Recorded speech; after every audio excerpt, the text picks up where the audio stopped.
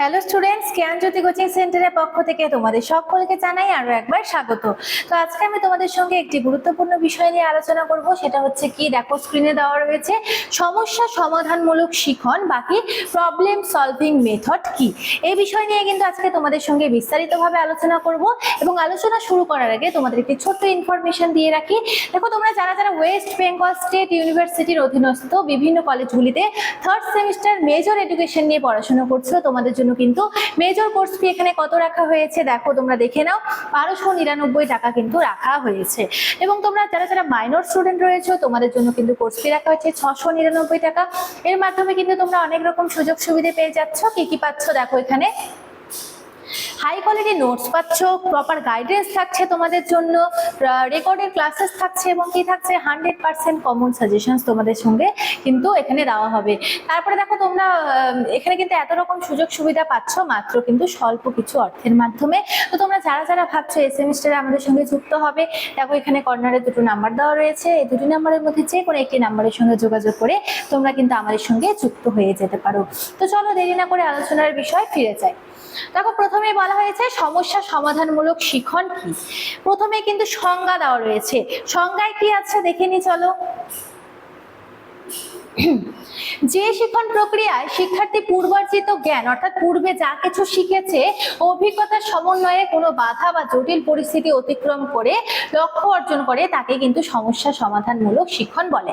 দেখো কি বলা হয়েছে, যে শিক্ষণ প্রক্রিয়ায় শিক্ষার্থীর পূর্বার্জিত জ্ঞান অভিজ্ঞতার সমন্বয়ে কোনো বাধা বা জটিল পরিস্থিতি অতিক্রম করে লক্ষ্য অর্জন করে তাকে কিন্তু কি বলা হয়, সমস্যা সমাধানমূলক শিক্ষণ বলা হয়। অর্থাৎ সে পূর্বে যা কিছু শিখেছে তার উপর ভিত্তি করে বর্তমানে বিভিন্ন সমস্যা সমাধান করছে, সেই বিষয়কে কিন্তু বলা হয়েছে। তারপরে কি, উচ্চমানের মানসিক প্রক্রিয়া। রবার্ট গার্নিয়ে অর্থাৎ কি, রবার্ট গার্নিয়ে যে রয়েছে তিনি কি বলেছে, তিনি বলেছে হচ্ছে তার মতে এটি হলো মানব শিক্ষণের সর্বোচ্চ একটি স্তর। কোন স্তর? সমস্যা সমাধানমূলক শিক্ষণকে কিন্তু কি বলা হয়েছে, তিনি বলেছেন মানব শিক্ষণের একটি সর্বোচ্চ স্তর। তারপরে কি, এখানে কিন্তু সক্রিয় অংশগ্রহণ অর্থাৎ সমস্যা সমাধানমূলক শিক্ষণে কিন্তু সক্রিয় অংশগ্রহণ রয়েছে। এখানে শিক্ষার্থী কেবল নিষ্ক্রিয় শ্রোতা নয়, বরং সক্রিয় চিন্তাবিদ ও গবেষক। অর্থাৎ সে কিন্তু শিক্ষককে নির্দ্বিধায় কোনো কিছু প্রশ্ন করতে পারবে, তার কোনো সমস্যা থাকলে সে কিন্তু বলতে পারবে। তারপরে কি, বাস্তবমুখী প্রয়োগ। অর্জিত তাত্ত্বিক জ্ঞানকে বাস্তব জীবনে জটিল সমস্যা সমাধানের উপযোগী করে তোলা।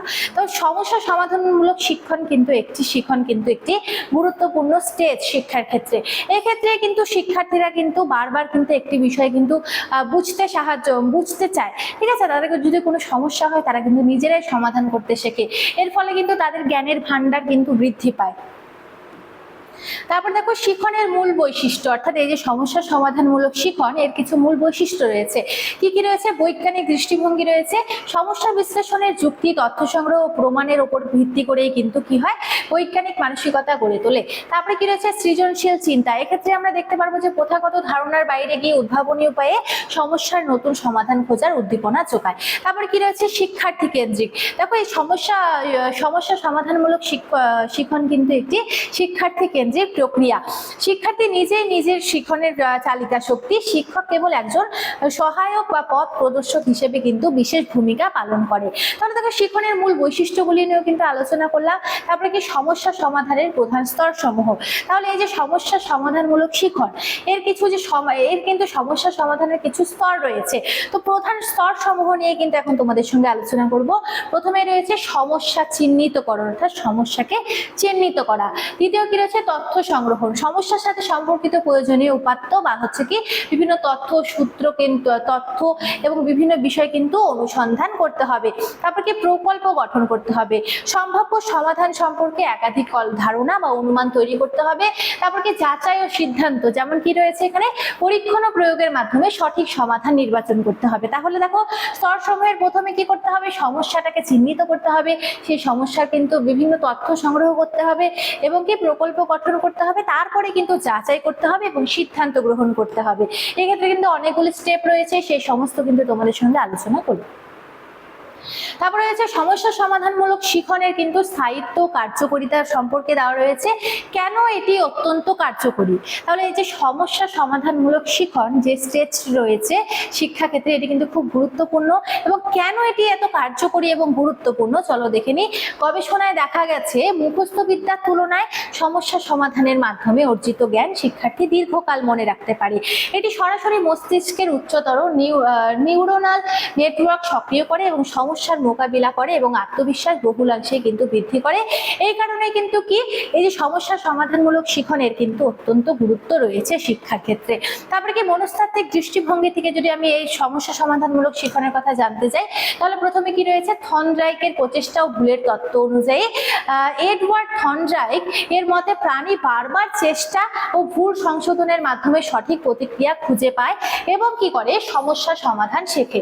এটা কিন্তু ঠিক, ভুল থেকে কিন্তু শিক্ষা নিলে সে কিন্তু অনেক বড় কিন্তু জ্ঞানী হয় একদিন। ভুল তো হবে, ভুল হওয়ার সত্ত্বেও কিন্তু আমাদের চেষ্টা করে যেতে হবে এবং চেষ্টা করলে কিন্তু সেটা আমরা একদিন না একদিন সফল হবই। তাই কিন্তু থর্নডাইক কিন্তু তারা হচ্ছে ভুলের তত্ত্ব এবং কি থর্নডাইকের প্রচেষ্টা অনুযায়ী এই উক্তিটি দিয়েছেন।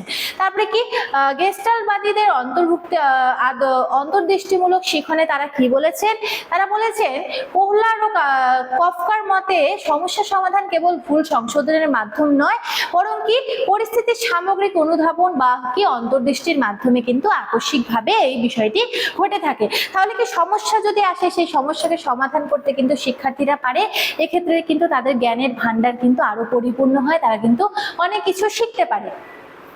তারপরে রয়েছে শিক্ষার্থী যেসব দক্ষতা অর্জন করে, কি কি দেখো। এই দেখো এই যে সমস্যা সমাধানমূলক যে শিখন রয়েছে এর ফলে কিন্তু শিক্ষার্থীরা বিভিন্ন দক্ষতা অর্জন করে। কি কি রয়েছে এখানে, বিশ্লেষণাত্মক চিন্তন রয়েছে, সিদ্ধান্ত গ্রহণের দক্ষতা কিন্তু বৃদ্ধি পায়, গবেষণাধর্মী মানসিকতাও কিন্তু তাদের মধ্যে বৃদ্ধি পায়। ঠিক আছে, তারপরে দেখো শিক্ষকের ভূমিকা কি কি রয়েছে এই সমস্যা সমাধানমূলক শিখনে। উপযুক্ত সমস্যা নির্বাচন করা, কি করবে শিক্ষার্থীদের বয়স, মানসিক পরিণতি, অভিজ্ঞতার উপযোগী বাস্তবসম্মত সমস্যা উপস্থাপন কিন্তু করবে শিক্ষক। তারপরে কি সহায়তাকারী হিসেবে কিন্তু সাহায্য করবে, সরাসরি উত্তর না বলে দিয়ে প্রশ্ন ইঙ্গিতের মাধ্যমে সঠিক নির্দেশনা প্রদান করবে, যাতে তারা নিজস্ব চিন্তা অনুযায়ী নিজের চিন্তার উপর ভিত্তি করে তারা যাতে উত্তর দিতে পারে। ঠিক আছে, তাহলে কি শিক্ষক এখানে সহায়তাকারী হিসেবে কিন্তু কাজ করছে। তারপরে কি মুক্ত পরিবেশ সৃষ্টি, শ্রেণীকক্ষে স্বাধীন চিন্তা ভাবনা প্রকাশ ও দলগত আলোচনার সহায়ক পরিবেশ কিন্তু নিশ্চিত করে। তারপরে কি মূল্যায়ন ও পর্যবেক্ষণ, এক্ষেত্রে কিন্তু প্রতিটি শিক্ষার্থীর অগ্রগতি এবং কি অগ্রগতির পর্যবেক্ষণ করা এবং কি গঠনমূলক প্রতিক্রিয়া কিন্তু দেয়া হয়। ঠিক আছে, সেক্ষেত্রে কিন্তু আমরা দেখতে পারি যে এই যে সমস্যা সমাধানমূলক শিখন, এক্ষেত্রে কিন্তু শিক্ষকের ভূমিকা কিন্তু অনেকটাই রয়েছে। সে কিন্তু পথ প্রদর্শক হিসেবে কাজ করছে এবং কিন্তু গাইড করছে শিক্ষার্থীদের, যাতে তারা নিজেদের মত অনুযায়ী সঠিক উত্তরটি নির্বাচন করে বলতে পারে। তারপরে এর কিছু সুবিধা ও সীমাবদ্ধতা রয়েছে, কি কি রয়েছে সুবিধা সমূহের মধ্যে দেখো। স্বনির্ভরতা ও আত্মবিশ্বাস বৃদ্ধি পায় এই শিক্ষণের ফলে। তারপরে কি বাস্তব জীবনে জটিলতা মোকাবিলার কিন্তু প্রস্তুতি ঘটে এই শিক্ষণের মাধ্যমে। তারপরে কি গণতান্ত্রিক চিন্তাধারা ও দলগত কাজের মানসিকতা তৈরি হয় এই শিক্ষার দ্বারা। এবং কি সীমাবদ্ধ বা বাধা যা কিছু রয়েছে, সমস্যা রয়েছে, সেগুলি কি কি, এটি কিন্তু অনেকটা সময় সাপেক্ষ একটি পদ্ধতি। ঠিক আছে, যা পাঠ্যক্রমে দ্রুত শেষ করতে কিন্তু বাধা দেয়, অর্থাৎ কি একটি পাঠ্যক্রম কিন্তু দ্রুত শেষ হয় না, অর্থাৎ ধীরে ধীরে ধীরে ধীরে কিন্তু সেই পাঠ্যক্রম শেষ হয়। সেই কারণে কিন্তু একটি সময় সাপেক্ষ পদ্ধতি বলে একটি অসুবিধা কিন্তু থেকে যাচ্ছে। তারপরে কি কম বয়সী শিক্ষার্থীদের জন্য কিছুটা কঠিন হতে পারে, অর্থাৎ তারা যদি বোঝার ক্ষমতা একটু কম থাকে তাহলে কিন্তু অসুবিধা হতে পারে। তারপরে কি দক্ষ শিক্ষক ও প্রয়োজনীয় উপকরণের অভাব থাকলে কিন্তু এই শিক্ষণ পদ্ধতি কিন্তু সঠিকভাবে হয় না, ব্যর্থ হতে পারে। তো আজকে যে আমার আলোচনার বিষয় আমি কিন্তু এটা এখানেই শেষ করছি। দেখা হচ্ছে তোমাদের সঙ্গে পরবর্তী ভিডিওতে। সকলেই ভালো থাকো, সুস্থ থাকো। Thank you.